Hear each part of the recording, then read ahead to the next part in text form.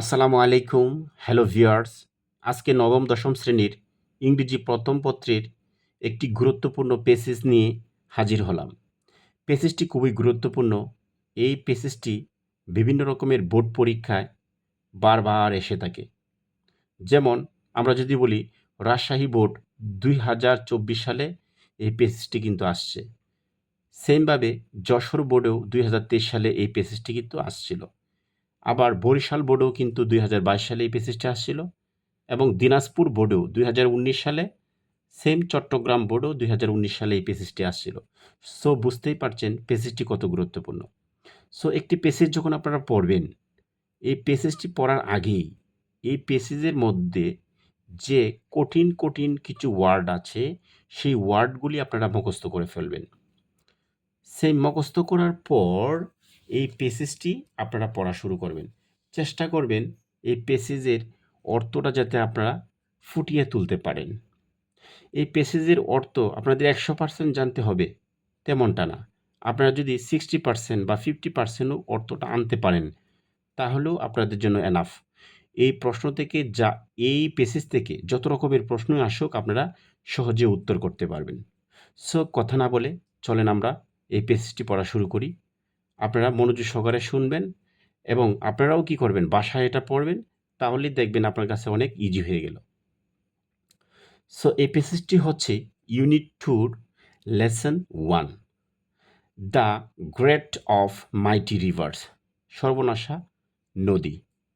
আচ্ছা, পর read the following text. Read the following text, read মানে পড়েন, দ্য ফলোয়িং টেক্সট এই নিচের অনুচ্ছেদটি আপনারা পড়েন, এবং আনসার দ্য কোশ্চেন, এবং যে প্রশ্ন থাকবে সেই প্রশ্নের উত্তরটি লিখবেন। So Meherjan lives in a slum. Meherjan বাস করে, কোথায় বাস করে? ইন আ স্লাম, একটা বস্তিতে বাস করে। অন দ্য সিরাজগঞ্জ, কোথায় বাস করে? সিরাজগঞ্জে। টাউন প্রোটেকশন এম্বাঙ্কমেন্ট, প্রোটেকশন মানে কি? রক্ষা, বাঁধের পাশেই উনি বসবাস করেন। The whispering wind from the river Jamuna. Whispering মানে কি? ফিস ফিস একটা বাতাস, উইন্ড মানে বাতাস, ফ্রম মানে কোথায় থেকে আসে? দ্য রিভার অফ যমুনা থেকে যে বাতাসটা আসে, মেক্স দ্য ফায়ার, তার আগুনকে কি করে? আনস্টেডি, অসচ্ছল করে তোলে।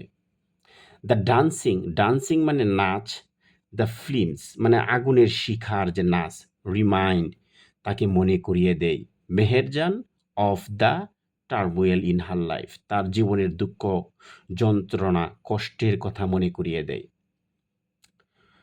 নট লং এগো, বেশি দিনের আগের কথা না, মেহেরজান হ্যাড মানে ছিল, এভরিথিং তার সব কিছু ছিল, আ ফ্যামিলি একটা পরিবার ছিল, আরবাল ল্যান্ড তার জমি ছিল, অ্যান্ড ক্যাটল পশু পাখি, গরু, এগুলা সব কিছু তার ছিল।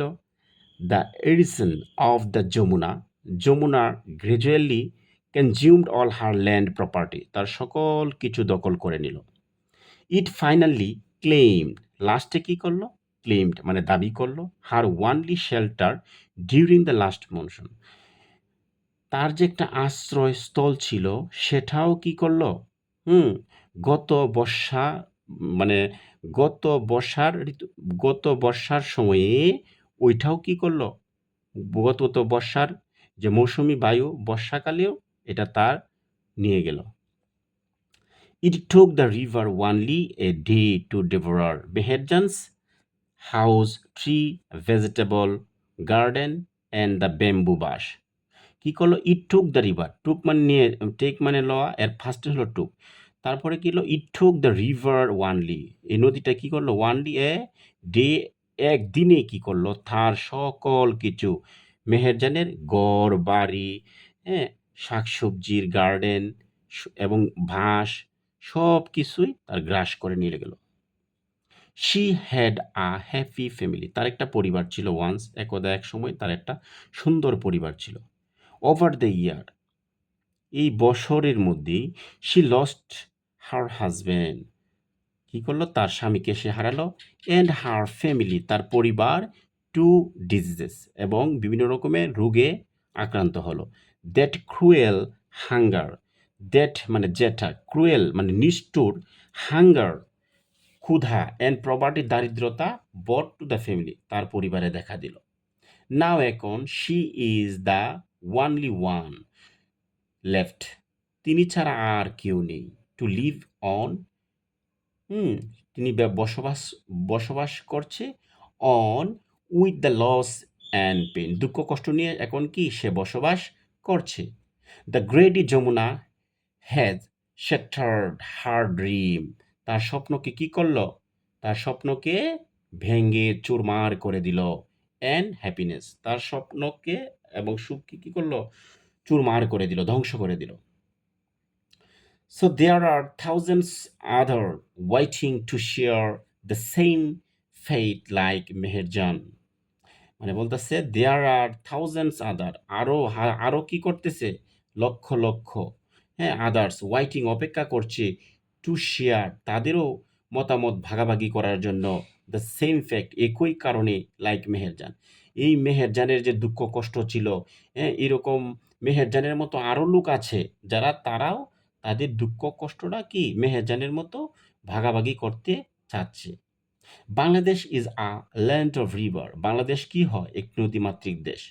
সাম অব হোজ ব্যাঙ্ক, কিছু লোক আছে যারা কি করে, overflow or Erode during monsoon, কিছু লোক আছে যারা প্রতি বর্ষা ঋতুতে কি করে, ওভারফ্লো, ব্যাঙ্ক ওভারফ্লো মানে নদী কি করে ভরে যায়, পানিতে ভরে যায় তখন, হ্যাঁ, এম, এই বর্ষা ঋতুতে কি পানি ভরে যায়, বেশি পানি হয়ে যায়। মানে erosion is a harsh reality for the people living along with the river bank, যারা নদীর পাশে বসবাস করে তাদের দুঃখের কোনো সীমা থাকে না। ডিউরিং ইচ মনসুন, প্রত্যেকটি বর্ষা ঋতুতে মেনি মোর ভিলেজার, অনেক গ্রামবাসী আর থ্রেটেন মানে হুমকির সম্মুখীন হয় বাই দ্য মাইটি রিভার, এই সর্বনাশা নদীর মুখে, তারা কি হুমকির সম্মুখীন হয়। লাইক দ্য যমুনা, যেমন লাইক অত মতো, দ্য যমুনার মতো। দ্য পদ্মা অ্যান্ড দ্য মেঘনা, পদ্মা এবং মেঘনা। ইট ইজ এস্টিমেটেড, এটি একটি গবেষণা করে দেখা গেল দ্যাট যে river erosion makes at least, makes মানে কর অ্যাট লিস্ট 1,00,000 পিপল হোমলেস, 1,00,000 লোককে কি করে, ঘর বাড়িহীন করে, ইব্রিয়ার প্রতি বছরই, ইন বাংলাদেশের মধ্যে, ঠিক আছে। ইনফ্যাক্ট প্রকৃতপক্ষে রিভার এডিশন নদী খরা ভাঙ্গন বা নদী ভাঙ্গন is one of the main dangerous causes by the climate change, এটা মূলত আবহাওয়া এবং জলবায়ুর কারণেই হয়ে থাকে এই নদী খরাটা। If we count take promote action, যদি আমরা একটা প্রমোট অ্যাকশন নিতে না পারি, আমরা একটা পদক্ষেপ নিতে না পারি, to adapt two climate change, এই অ্যাডাপ্ট মানে খাপ খাইয়া চলার জন্য আবহাওয়া এই পরিবর্তনকে, হ্যাঁ, যদি আমরা একটা অ্যাকশন নিতে না পারি, there will be thousands of Meherjan, হ্যাঁ, কি থাউজেন্ডস অফ মেহেরজান সৃষ্টি হবে। থাউজেন্ড মানে কি হাজার হাজার মেহেজান, মেহেরজান সৃষ্টি হবে, মোর মেহেরজান ইন আওয়ার টাউন, আমাদের শহরে, অ্যান্ড ভিলেজেস ইব্রিয়ার প্রতি বছরে গ্রামে। তো বলতেছে যে যদি আমরা একটা পদক্ষেপ এখন নিতে না পারি তাহলে প্রতি বছরই আমাদের শহরে এবং গ্রামে আরও হাজার হাজার মেহেরজান দেখা যাবে। সো এই যে পেসেজটা আমি পড়লাম, আপনারা পেসেজটা খুব সুন্দর করে পড়বেন, তাহলে পড়লেই এবং ওয়ার্ড মিনিংগুলো পড়বেন, তাহলে ইনশাল্লাহ আশা করা যায় ভালোভাবে একটা কিছু এই জায়গা থেকে শিখতে পারবেন।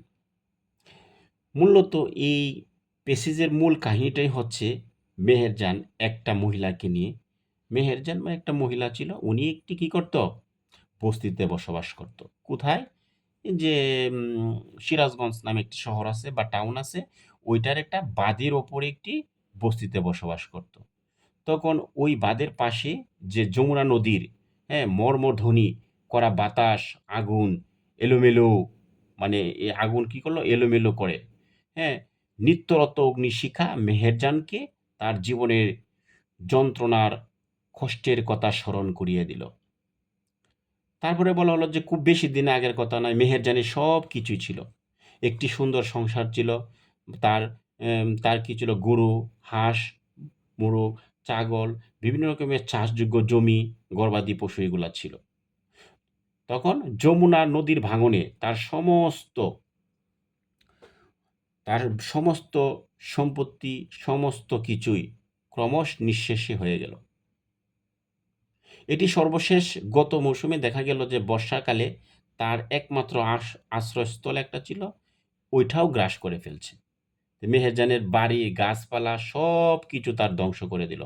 পরিবার রোগে ব্যাধি ডেকে, মানে বিভিন্ন রকমের রোগ-টোগ তার পরিবারে আসলো, হ্যাঁ? যার কারণে সে তার স্বামী এবং তার পরিবারকে সবকিছু হারিয়ে ফেলেছে। এখন সবকিছু হারিয়ে যন্ত্রণা নিয়ে শুধু সেই একা বেঁচে আছে এবং লুবি যমুনা তার স্বপ্ন এবং সুখকে চূর্ণ-বিচ্ছিন্ন করে দিয়েছে।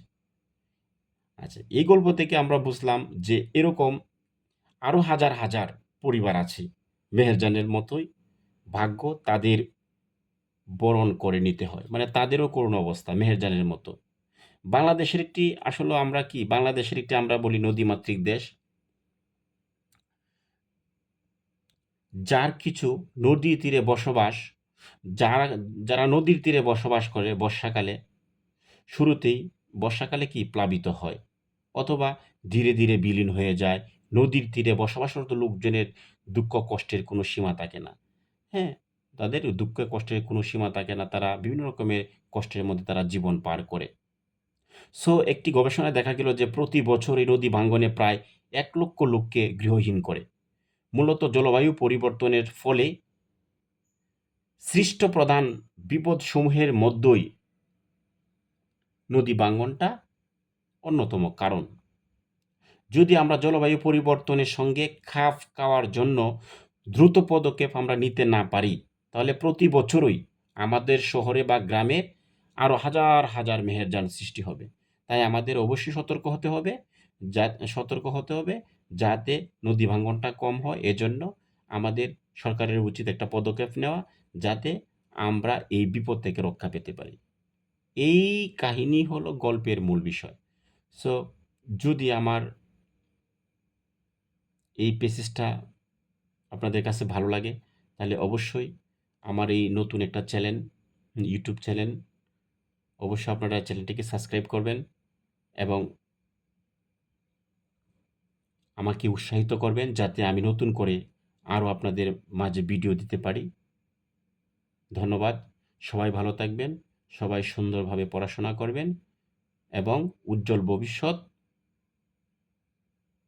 ভবিষ্যতের জন্য আপনারা আপ্রাণ দিয়ে চেষ্টা করবেন। ইনশাআল্লাহ আপনাদের ভবিষ্যৎ ভালো হবে। ধন্যবাদ।